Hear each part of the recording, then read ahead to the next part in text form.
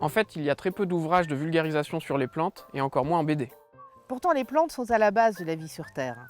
Nous nous sommes rendus compte aussi que la connaissance des plantes s'est perdue, exactement de la même manière que les liens avec la nature se sont distendus. Au départ, nous avons réalisé une bande dessinée documentaire sur la redécouverte des variétés anciennes de la région Rhône-Alpes, qui s'appelle Le retour de la monstrueuse de Lyon. Cette première expérience nous a donné l'idée et l'envie de continuer à parler des plantes au-delà de ce sujet local un peu particulier. Nous avons fait le choix de parler de sujets variés, de botanique bien sûr, mais aussi de tous les liens qui unissent l'humanité et les plantes. La folle histoire des plantes parle bien sûr d'histoire, mais aussi d'économie, de géopolitique, de qualité des sols, d'alimentation, de biodiversité et de plein d'autres choses. Pour raconter ces histoires, nous allons rejoindre Églantine et Guy, qui sont deux voisins. Leur quotidien va être chamboulé par la découverte d'une tomate qui parle. Cette tomate va leur raconter, et ainsi nous raconter, la folle histoire des plantes.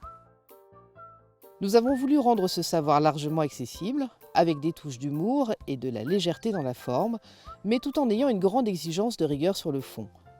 La folle histoire des plantes est écrite à partir de sources documentaires solides, de travaux scientifiques et d'ouvrages de référence.